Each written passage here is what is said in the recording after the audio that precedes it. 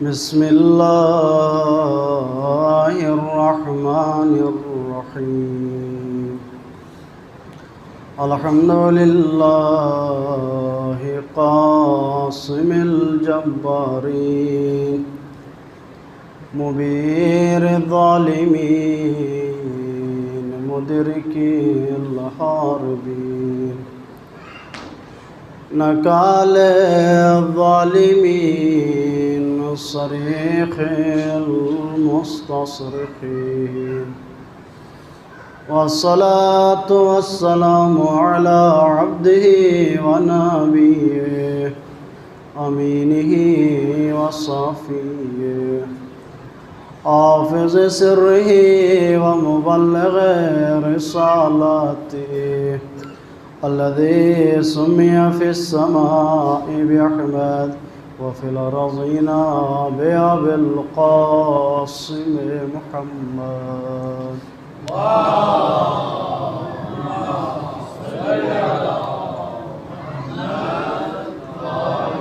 وعلى آله الطيبين الطاهرين المعصومين لا سيما بقية الله العظم في الأرض ولعنة الدائمة على أعدائهم أعداء الله من يوم عداوتهم إلى يوم لقاء الله أما بعد فقال رسول الله صلى الله عليه وآله إن الحسين مصباح الهدى وسفينة النجاة الصلوات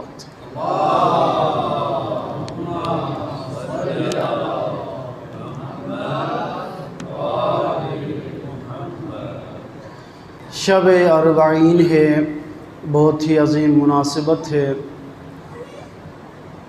اربعین کے اعمال میں سے ایک اہم ترین عمل زیارت اربعین ہے۔ بڑی فضیلت ہے، بڑی عظمت ہے زیارت سید الشہداء کی، زیارت اربعین کی، مشی کی۔ جو مومنین مشرف زیارت ہے، اللہ تعالیٰ نے ان کو توفیق عطا کی ہے، اور دعا ہے کہ اللہ پاک ہم سب کو زیارت اربعین و زیارت سید الشہداء کی توفیق عطا فرمائے۔ جو زیارت سید الشہداء کی نیت سے گھر سے نکلتا ہے، اس کے ہر قدم پر ایک حج اور ایک عمرہ کا برابر اسے اجر و ثواب ملتا ہے، اور ہر قدم پر اس کے گناہ چھڑتے ہیں، اور ہر قدم پر اس کے لیے حسنات میں اضافہ کیا جاتا ہے۔ بہت سی فضیلتیں ہیں سید الشہداء کی زیارت کے متعلق۔ روایت میں ہے کہ روز محشر جنتی افراد میں جو جنت جائیں گے، ان جنتیوں میں زائرین مولا ابا عبداللہ کا ایک الگ مقام ہوگا۔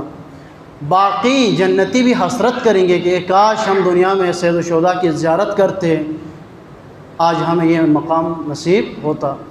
سید الشہداء کی زیارت کی فضیلت و عظمت کے متعلق جو روایات نقل ہوئی ہے، ان میں اگر غور کرے، تدبر کرے، تو انسان کو احتمال ہوتا ہے کہ شاید سید الشہداء کی زیارت ہر مومن پر، ہر مسلمان پر فرض و واجب ہو۔ آیت اللہ کاشف الغطاء رحمۃ اللہ علیہ، عظیم المرتبت مجتہد و فقیہ، جس نے زیارات پر باقاعدہ کتاب تحریر کی ہے، وہ فرماتے ہیں کہ جب میں نے روایات میں مطالعہ کیا، تدبر کیا، غور و فکر کیا، تو مجھے احتمال ہوا کہ شاید سید الشہداء کی زیارت ہر بندہ مومن پر واجب ہو۔ فتویٰ تو نہیں دیا، لیکن احتمال دیا ہے۔ تمام ائمہ اطہار خود زائر سید الشہداء بن کر زیارت کی ہے اور امت کو تاکید کی ہے۔ امام ہفتم، امام موسیٰ کاظم علیہ السلام فرماتے ہیں،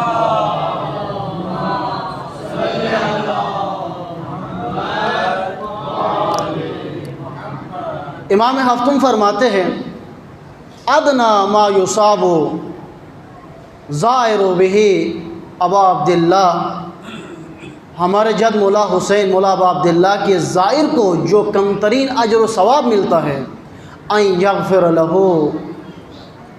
ما تقدم من ذنبه وما تأخر، کم ترین اجر و ثواب یہ ہے کہ اس کے تمام سابقہ گناہ معاف ہوتے ہیں اور آئندہ کے گناہ بھی معاف ہوتے ہیں، یہ کم ترین اجر و ثواب۔ لیکن آگے امام نے شرط بیان کی ہے، اذا عرف حقہ وحرمتہ وولایتہ، جب سید الشہداء کی معرفت کے ساتھ، سید الشہداء کے حق کے معرفت کے ساتھ، سید الشہداء کی ولایت کی معرفت کے ساتھ، سید الشہداء کی حرمت کی معرفت کے ساتھ جب کوئی زائر زیارت کرتا ہے تو اللہ تعالیٰ اس کے سابقہ گناہ بھی معاف کر دیتا ہے اور آئندہ گناہ بھی معاف کر دیتا ہے۔ یہ شرط ہے۔ عرض کیا تھا آپ کی خدمت میں کہ دین کے اندر ایک بنیادی اور اساسی مطلب یہ ہے دین شناسی میں، دین فہمی میں، کہ دین کے اندر کوئی بھی چیز مطلق نہیں ہے، ایبسولوٹ نہیں ہے۔ دین اسلام کے اندر کوئی بھی چیز مطلق نہیں ہے کہ آپ یہ سمجھے کہ فقط اسی پر عمل کر کے میں یہ نجات پاؤں گا، یہ حاصل کروں گا، نہ۔ دین کے اندر اللہ تعالیٰ نے ہر چیز کو دوسرے کے ساتھ مشروط قرار دی ہے۔ امام رضا علیہ الصلوۃ والسلام کی مشہور حدیث سلسلۃ الذہب،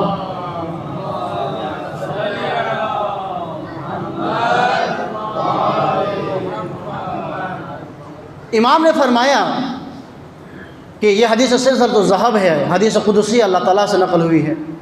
اللہ تعالیٰ نے فرمایا کہ کلمۃ لا الہ الا اللہ حصنی فمن دخل فی حصنی فامن من عذابی، لا الہ الا اللہ میرا مضبوط قلعہ ہے، جو بھی لا الہ الا اللہ پڑھ کر اس مضبوط قلعے کے اندر داخل ہو گیا وہ میرے عذاب سے محفوظ ہو گیا۔ فمن دخل فی حصنی فامن من عذاب، وہ امان پا گیا۔ لیکن آگے دو قدم آگے چل کر امام نے پردہ ہٹا کر پھر امام نے فرمایا بشرطہا و شروطہا وانا من شروطہا، بس یہ کوئی یہ گمان نہ کرے کہ فقط زبان سے لا الہ الا اللہ کہہ کر اپنے آپ کو محفوظ سمجھے۔ بشرطہا و شروطہا، یہ توحید کے قلعے میں داخل ہونے کے لیے شرائط ہیں، اور ان شرائط میں سے ایک شرط میں خود ہوں۔ امام نے بیان فرمایا کہ توحید کے قلعے میں داخل ہونے کے لیے امامت و ولایت کا اقرار کرنا شرط ہے۔ توحید تو دین کی بنیاد ہے، توحید دین کی اساس ہے۔ جب توحید مشروط ہے امامت و ولایت کے ساتھ تو باقی تصور کرے، باقی عبادات، ہماری عزاداریاں، ہماری محبتیں اور ہمارے دیگر اعمال، ہمارے صدقات، ہمارے کار خیر، یہ سب مشروط ہے۔ کئی دفعہ آپ کے خدمت میں عرض کیا ہے، یہ جو گمراہی پھیلائی جاتی ہے کہ محبت اہل بیت فقط کافی ہے، اور آج جو گمراہی پھیلی ہے تشیع کے اندر کہ فقط محبت اہل بیت اور عزاداری سے ہی نجات پانا چاہتے ہیں، جبکہ دین کے اندر توحید مشروط ہے تو یہ عزاداری بھی مشروط ہے۔ آپ فقط محبت اہل بیت کے ذریعے سے نجات نہیں پا سکتے جب تک اطاعت اہل بیت نہ ہو۔ دین کے اندر ہر چیز مشروط ہے۔ امام نے زیارت سید الشہداء کی فضیلت کو بھی مشروط قرار دی ہے کہ سابقہ گناہ تو معاف ہونا یہ انسان سمجھ سکتا ہے، لیکن آئندہ گناہ بھی معاف ہونا یہ کمال فقط زیارت سید الشہداء میں ہے، لیکن یہ مشروط ہے معرفت سید الشہداء کے ساتھ۔ جو زائر معرفت کے ساتھ جاتا ہے، معرفت کے ساتھ زیارت کرتا ہے، اس کے تمام سابقہ گناہ معاف ہوتے ہی ہے، لیکن اس معرفت کے نتیجے میں وہ آئندہ گناہ کے پاس جا ہی نہیں سکتا۔ جس کو معرفت سید الشہداء نصیب ہو جائے وہ گناہ کے قریب جا ہی نہیں سکتا، اسے تمام گناہ معاف ہوتے ہیں۔ لیکن شرط کیا ہے؟ اذا عرف حقہ وحرمتہ وولایتہ، جب معرفت کے ساتھ، حق حسین کی معرفت کے ساتھ، ولایت حسین کی معرفت کے ساتھ اور حرمت حسین کی معرفت کے ساتھ جب کوئی زائر زیارت کرتا ہے، یہ شرط ہے۔ بس سید الشہداء کی زیارت کی بڑی عظمت بیان ہوئی ہے، بڑی فضیلت بیان ہوئی ہے۔ سابقہ گناہ بھی معاف ہوتے ہیں، آئندہ گناہ بھی معاف ہوتے ہیں، ہر قدم پر ایک حج اور عمرہ کے برابر اجر و ثواب ہے۔ اور عرض کیا تھا کہ یہ تاکیدات زیارت سید الشہداء کے متعلق، کسی اور زیارت کے متعلق یہ تاکیدات ہمیں نہیں ملتے۔ کیوں آخر تمام ائمہ اطہار نے اس قدر تاکید کر کے امت کو سید الشہداء کے حرم کی طرف زیارت کے لیے متوجہ کیا ہے؟ اس کے اندر خاص حکمت ہے۔ یہ فضیلت زیارت سید الشہداء تھی۔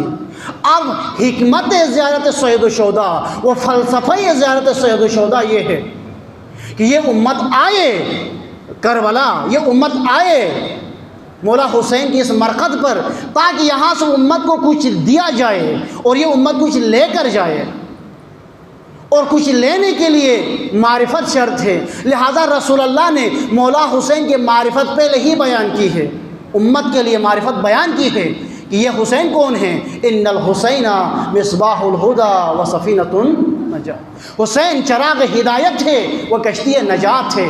حسین باب الحوائج بھی ہے۔ یہاں مرقد حسینی پر، مزار حسینی پر آپ کی حاجتیں بھی پوری ہوں گی، آپ کو رزق بھی ملے گا، آپ کی پریشانیاں بھی دور ہوں گی، لیکن مقصد یہ نہیں ہے۔ مقصد کیا ہے؟ مقصد یہ ہے کہ یہ حسین چراغ ہدایت ہے، یہاں حسین سے ہدایت کی نور لے کر جاؤ، نور ہدایت لے کر جاؤ، اور یہ حسین کشتی نجات ہے، یہاں سے نسخہ نجات لے کر جاؤ۔ فلسفہ زیارت و حکمت زیارت یہ۔ درود بھیجیں محمد آل محمد پر۔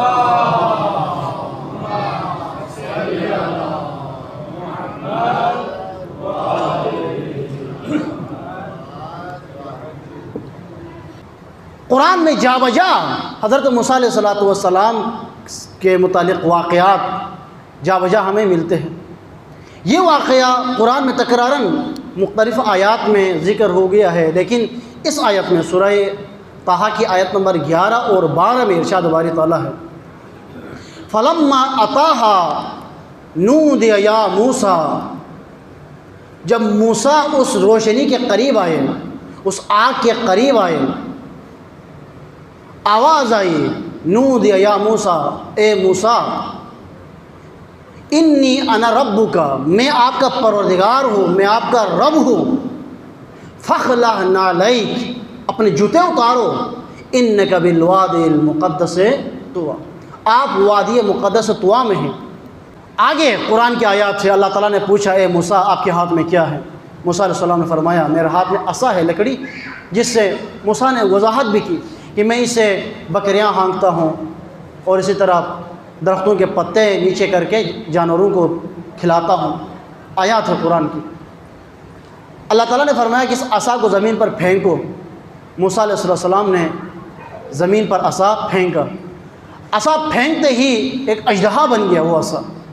موسیٰ علیہ السلام کو حکم دیا اللہ تعالیٰ نے، اے موسیٰ اپنا ہاتھ جیب سے نکالو۔ جب جیب سے حضرت موسیٰ علیہ السلام نے ہاتھ نکالا تو یہ ہاتھ ید بیضا بن گیا تھا، جس سے نور نکلتا تھا۔ اس طرح کئی معجزات اللہ تعالیٰ نے موسیٰ علیہ السلام کو عطا کی۔ توجہ کریں، وادی مقدس طویٰ کے اندر اللہ تعالیٰ نے موسیٰ کو تیار کیا، طاقت عطا کی، معجزے عطا کیے۔ اب روایات کی طرف آتے ہیں۔ متعدد روایات ہیں، علماء کرام نے کتابوں میں بیان کی ہے۔ شیخ توسی رحمۃ اللہ علیہ نے تہذیب میں بیان کی ہے، اسی طرح اور علماء کرام نے بیان کی ہے۔ ابن قلوہ نے اپنی کتاب میں بیان کی ہے، فرمایا ہے کہ وادی مقدس طویٰ سے مراد سرزمین کربلا ہے۔ ائمہ اطہار سے مروی روایت۔ قرآن میں جس وادی مقدس طویٰ کا ذکر ہے، جہاں پر موسیٰ کو طاقت ملی، جہاں پر موسیٰ کو تیار کیا گیا، جہاں پر موسیٰ کو نبوت ملی، یہ وادی مقدس طویٰ سرزمین کربلا ہے۔ روایات ہے۔ دیکھیں، موسیٰ علیہ السلام کو فقط روشنی نظر آئی، غیر از موسیٰ کسی کو روشنی نظر نہیں آئی۔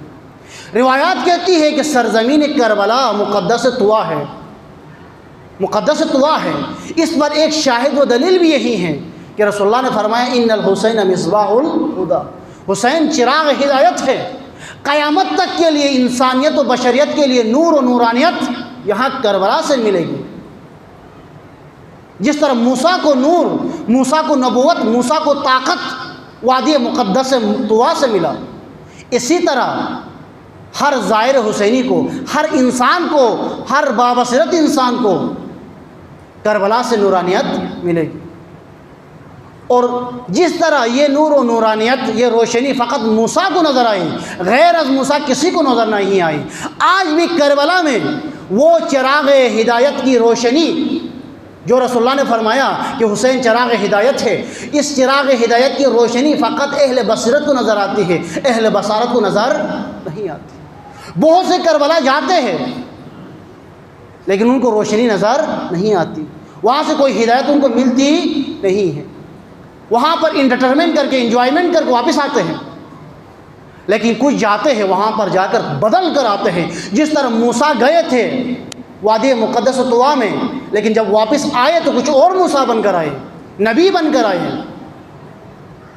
جب کربلا جاتا ہے کوئی ظاہر معرفت کے ساتھ تو وہاں سے وہ بدل کر آتا ہے، جو شخصیت لے کر جاتا ہے کربلا، وہ کربلا میں اتار کر ایک حسینی شخصیت اپنا کر لوٹتا ہے۔ یہ نور حسینیت، یہ نورانیت، یہ روشنی فقط اہل بصیرت کو نظر آتی ہے، اہل معرفت کو نظر آتی ہے، چونکہ ظاہر حسینی کے لیے شرط معرفت ہے۔ کربلا وادی مقدس طوا ہے۔ عرض کیا کہ اللہ تعالیٰ نے موسیٰ کو تیار کیا، موسیٰ کو تیار کر کے طاقت دے کر معجزہ عطا کر کے اللہ تعالیٰ نے موسیٰ سے فرمایا، اے موسیٰ اذهب الی فرعون انہ طغی، اے موسیٰ اب تیار ہو چکے ہو، طاقت ملی ہے، نبوت ملی ہے، اب جاؤ فرعون کی طرف، چونکہ فرعون نے سرکشی کی ہے، طغیانی کی ہے، اس فرعون اور اس فرعونی نظام کا کایا پلٹ دو، تختہ پلٹ دو، اور بنی اسرائیل کو فرعونی نظام سے نجات دلاؤ۔ وادی مقدس طوا میں موسیٰ کو تیار کر کے روانہ کیا گیا۔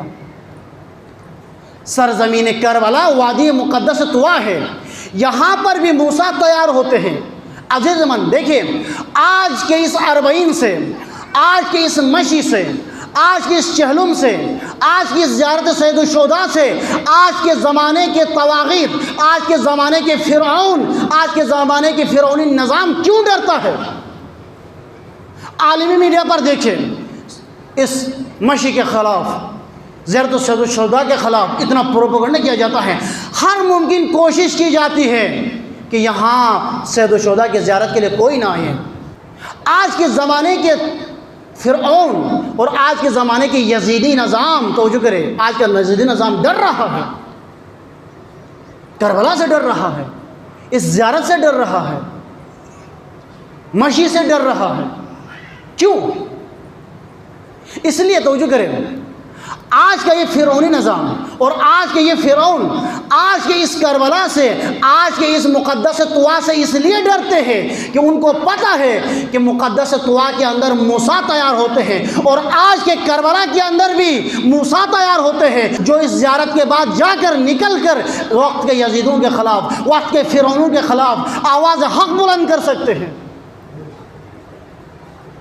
عرض کیا، رسول اللہ نے تعارف بیان کی ہے، معرفت کروائی ہے حسین کی، ان الحسین مصباح الہدی و سفینۃ النجات، حسین چراغ ہدایت ہے اور حسین کشتی نجات ہے۔ یہاں کربلا بلایا گیا ہے تاکہ یہاں سے نور و نورانیت لے لو اور یہاں سے نسخہ نجات لے جاؤ۔ حسین کشتی نجات ہے، یہاں پر کن کو آنا ہے؟ یہاں پر ان کو آنا ہے جو ظلم کے شکار ہیں، جو غلامی کے شکار ہیں، وہ یہاں آئے، آ کر یہاں سے ظلم سے نکلنے اور آزادی کا نسخہ لے کر جائے۔ اور یہ حقیقت توجہ کر علامہ اقبال نے بیان کی ہے۔ اقبال فرماتے ہیں کہ زائرین کو، زائران سید الشہداء کو، تمام امت کو کربلا کیوں بلایا گیا ہے؟ تاکہ یہاں آ کر یہ تمام امت، یہ تمام لوگ، یہ تمام مظلوم و محکوم ہو اور دیگر جو اقوام ہیں، پریشان اقوام، وہ آئے کربلا، آ کر یہاں پر کیا کرے؟ یہاا پر آ کر حسین نے کربلا کے صحرا میں اپنے خون سے ایک سطر لکھا ہے، ایک سطر لکھا ہے، نقش الا اللہ بر صحرا نوشت۔ حسین نے اپنے خون سے صحرائے کربلا میں لا الہ الا اللہ کا ایک سطر لکھا ہے، ایسا سطر کہ جو ہم سب کی نجات کی سطر ہے، نقش الا اللہ بر صحرا نوشت۔ सत्र उनवान नजात मानविश। हुसैन ने अपने खून से बशरियत और इंसानियत की नजात के लिए ला इलाहा इल्लल्लाह का एक सत्र लिखा है। अगर इंसानियत बशरियत बसीरत के साथ सैयद शुहदा की ज़ियारत के लिए आए, आकर नूर बसीरत से इस सत्र को पढ़े और नजात का ये नुस्खा लेकर अपने अपने अक़वाम में, अपने अपने ममालिक में, अपने अपने इलाक़ों में जाए, तो कोई भी कौम मज़लूम व महकूम नहीं रहेगी। ये फ़लसफ़ा ज़ियारत सैयद शुहदा है, फ़लसफ़ा अरबईन है। आखिर में अदब सैयद शुहदा, तो जो ज़ियारत सैयद शुहदा का अदब क्या है? फजीलत बयान हो गई, फ़लसफ़ा व हिकमत बयान हो गई, आखिर में अदब। अर्ज़ किया करबला वादी मुक़द्दस तुआ है। मुक़द्दस तुआ में दाखिल होने के लिए अदब क्या है? कुरान ने बयान की है, ए मूसा इन्नी अना रब्बुका, ए मूसा मैं आपका रब हूँ, मैं आपका परवरदिगार हूँ। फ़ख़्लअ अलैक, अपने जूते उतारो। मुक़द्दस वादी में जब दाखिल हो रहे हो तो अदब ये है कि अपने जूते उतारो। मुफस्सिरीन ने यहाँ पर तफसीर में लिखा है कि यहाँ पर जूतों से मुराद वो जूते नहीं हैं जो पहने जाते हैं, चूँकि वो एक पहाड़ी थी, संगलाख ज़मीन थी, वहाँ पर जूते उतारने का हुक्म, ये जूते मुराद नहीं है। नालेक से मुराद फ़ख़्ला नालेक, जूते उतारने से मुराद ये है कि ए मूसा आप वादी मुक़द्दस तुआ में दाखिल हो रहे हो, आप बारगाह परवरदिगार में दाखिल हो रहे हो। अब जब बारगाह परवरदिगार में दाखिल हो रहे हो तो यहाँ पर हर उस चीज़ को उतार कर आओ, छोड़ कर आओ, फेंक कर आओ जो बारगाह परवरदिगार में आने के लिए रुकावट है, जो इस बारगाह के साथ साजगार नहीं है। अपनी अनानियत को छोड़ो, वतनियत को छोड़ो, अलाकायत को छोड़ो, लिसानियत को छोड़ो, शख्सियत परस्ती छोड़ो, बुत परस्ती छोड़ो। जितनी रुकावटें हैं उन तमाम रुकावटों को उतार कर एक रंग होकर बारगाह इलाही में वादी मुक़द्दस तुआ में दाखिल हो। करबला के लिए तवज्जो करें, जो ज़ायर हुसैन बनकर करबला में दाखिल होना चाहता है उसके लिए कुरानी अदब ये है कि फ़ख़्लअ अलैक, ए ज़ायर करबला में दाखिल होने से पहले अपने जूते उतारो, अपने जूते उतारो। मुराद ये है कि ए ज़ायर करबला में दाखिल होने से पहले जो शख्सियत आपने बनाई हुई है उस शख्सियत को छोड़ो, उसको उतारो। अपनी अनानियत छोड़ो, खुद गर्जियाँ छोड़ो, खुद पसंदी छोड़ो, शख्सियत परस्ती छोड़ो, अलाक़ियत छोड़ो। ये जितने शनाख्त हमने बनाए हैं अपने, इन तमाम तस्वीर को, अपने तमाम तर शनाख्त को उतार कर छोड़ कर आओ। करबला में दाखिल होना तो उन सब को छोड़ कर आओ। वहीं वतनियत के साथ, वहीं शख्सियत परस्ती के साथ, वहीं कौम परस्ती के साथ आकर ज़रिए हुसैन को पकड़ने से कुछ भी नहीं मिलेगा, सवाब का लो कुछ भी नहीं मिलेगा। फ़लसफ़ा ज़ियारत सैयद शुहदा पूरा नहीं होगा। अगर आप वाक़ईन जिस तरह मूसा वादी मुक़द्दस तुआ से वाक़ईन मूसा बनकर, नबी बनकर, ताकतवर बनकर फ़िरौनी निज़ाम के ख़िलाफ़ तैयार होकर निकले थे, अगर आप भी करबला से तैयार होकर निकलना चाहते हो, वापस आना चाहते हो, तो इसके लिए पहली शर्त यह है कि फ़ख़्लअ अलैक, अपने जूते उतारो, अपनी शख्सियत उतारो और अपने जितने पहचान बनाए हैं, जितनी शनाख्त बनाई हुई, उन सबको उतारो। और यहाँ करबला के अंदर जब आते हो तो एक पहचान बनाओ, अपनी एक शनाख्त बनाओ, अपना एक तारुफ बनाओ। और वो क्या है? वो तारुफ ये है, वो शनाख्त ये है कि आप हुसैनी हो। यहाँ पर जो भी आ जाए, अफ्रीका से आ जाए, एशिया से आ जाए, अमेरिका से आ जाए, गरीब आ जाए, फ़कीर आ जाए, अमीर आ जाए, काला आ जाए, गोरा आ जाए, ये सब एक रंग हो, इनका ज़बान एक हो, इनका रंग एक हो, और वो सब क्या है? और उस तमाम तर इज्तिमा का, इन तमाम इंसानों के ऊपर एक रंग हो, एक शनाख्त हो, और वो शनाख्त हुसैनी शनाख्त हो। यहाँ पर जो भी है वो हुसैनी हो। अब यहाँ पर आने के बाद फिर वहीं टुकड़ियों में बांटना नहीं है, फिर यहाँ पर आकर वहीं अलाक़ियत और कौम परस्ती नहीं करनी। हुसैनी हो तो बस यहाँ पर दो कौमें हैं, एक तरफ यजीदी है और एक तरफ हुसैनी है। करबला बुलाया गया है कि तमाम अपने अपने तारुफ, अपने तमाम शनाख्तें छोड़कर, अपने अपनी तमाम शनाख्त छोड़कर करबला में आकर एक शनाख्त अपनाओ, हुसैनी शनाख्त। और हुसैनी शनाख्त अपनाकर तुम सब जहाँ से भी हो, जिस रंग से भी हो, जिस नस्ल से भी हो, तुम सब हुसैनी बन जाओ, हुसैनी लश्कर बन जाओ। और हुसैनी लश्कर बनकर अपने वक्त के यजीदी लश्कर के मुकाबले में मिस्र मूसा जाकर यजीदी लश्कर के साथ टकराओ और यजीदी निज़ाम का तख्ता उलट दो। ये अदब है। زیارت سید الشہداء کہا کہ اب جب آتے ہو تو فخلا نالیک، اتارو جوتے۔ آج جو مومنین مشرف زیارات تھے، الحمدللہ چند سالوں سے جو مقصد زیارت ہے وہ اجاگر ہوتا جا رہا ہے۔ جو زائرین، پہلے یہ ہوتا تھا، یہ کربلا کا جو اجتماع، اربعین کا جو اجتماع ہے، یہ پہلے شام میں ہوتا تھا ایک زمانے میں، اور شام میں جا کر یہی ملنگی لوگ جا کر وہاں پر صرف تبرہ کرتے تھے، لعنتیں بیچتے تھے، لعنتیں بیچ کر واپس آتے تھے۔ لیکن آج کربلا کے اندر جو اربعین کا اجتماع ہے، یہ بامقصد اجتماع ہے، اس کو جہت مل گئی ہے، علماء نے، مراجع نے اس کو جہت دی ہے۔ آج بھی بہت سی کوششیں ہو رہی ہے عراق میں، عالمی استخباری جو ایجنٹ ہے وہ بھی آج بھی اس اربعین کے اس اجتماع کا رخ کسی اور طرف لے جانا چاہتے ہیں۔ آج وہی تبرہ اپنے ہی مسلمانوں پر تبرہ کروا کے وہاں پر پھر فتنے کھڑے کروانا چاہتے ہیں، لیکن وہاں پر علماء کرام، مراجع عظام کی بصیرت کے نتیجے میں آج تمام مذاہب کے لوگ، تمام فرقوں کے لوگ آج آ رہے ہیں، اور سال بہ سال اس اجتماع کے اندر اضافہ ہوتا جا رہا ہے۔ اس سال کا جو اجتماع ہے سابقہ تمام سالوں سے ریکارڈ اجتماع ہے، اور فقط اجتماع ہی نہیں ہے، اس کے اندر مقصدیت بھی ہے، خدمت کرنے والوں کے اندر بھی، اور اسی طرح جو شریک ہو رہے ہیں۔ ممکن ہے بہت سے ہوں گے جو مقصد سے ناواقف ہو، لیکن اکثریت با مقصد ہے، اس وقت مقصد کے ساتھ زیارت کرتے ہیں، اور یہ اسلامی بیداری کا اہم ترین بنیاد ہے۔ توجہ کریں، امام زمانہ کے ظہور کے لیے ایک مقدمہ ہے اربعین۔ اس وجہ سے آج ڈر رہے ہیں کہ یہ کہیں ایسا نہ ہو کہ یہاں اربعین سے بیداری شروع ہو جائے، جس طرح انہیں ایران سے نکلنا پڑا تھا استعمار کو، کہیں تمام اسلامی ممالک سے بھی نکلنا پڑے، اس لیے وہ روکنے کی کوشش کرتے ہیں۔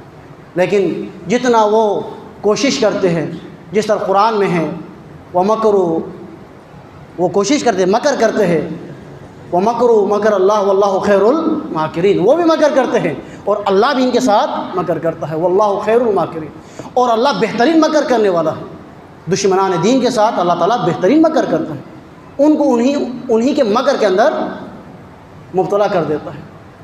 اور آج کی جو اربعین ہیں، جب اربعین کے ایک دو دن گزر جائیں گے، پھر اربعین کے جو اثرات ہیں، اربعین کے جو پیغامات ہیں، دھیرے دھیرے انشاءاللہ ہم تک پہنچیں گے۔ درود بھیجیں محمد و علی محمد پر۔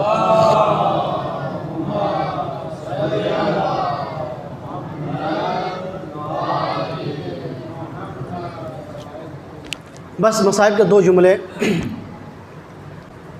شام کے اندر ایک سال کی اسارت کے بعد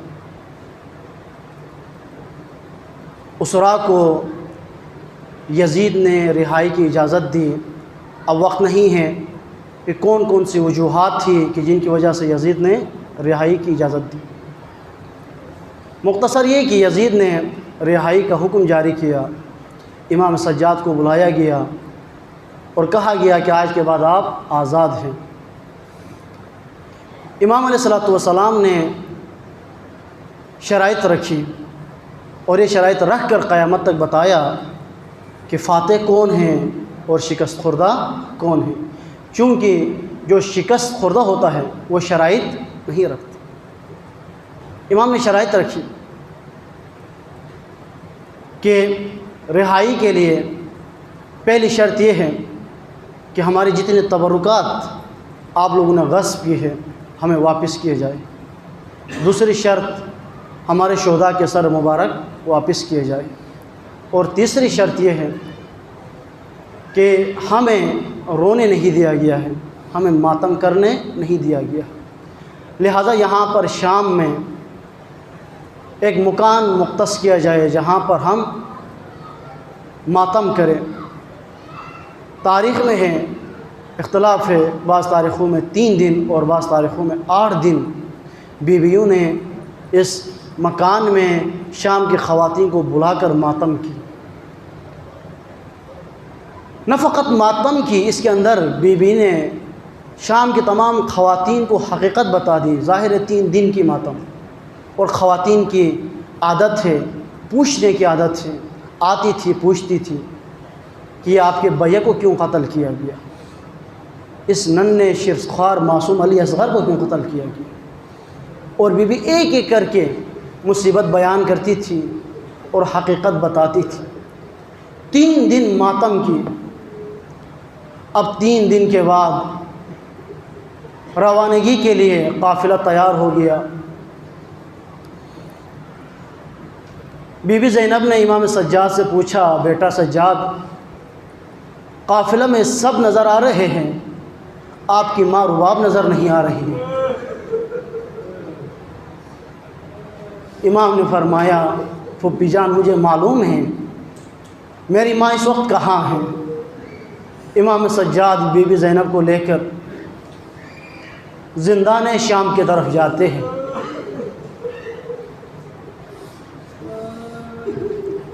زندان شام میں جب داخل ہوئے ایک قیامت کا منظر دیکھا۔ ماں رباب سکینہ کی ننھی سی قبر سے لپٹ کر فریاد کر رہی تھی، اے سکینہ، آپ بار بار کہہ رہی تھی کہ ماں، اماں، ہم کب مدینہ جائیں گے، ہمیں کب رہائی ملے گی۔ اے سکینہ، رہائی ملی ہے، اب آؤ ہم جا رہے ہیں۔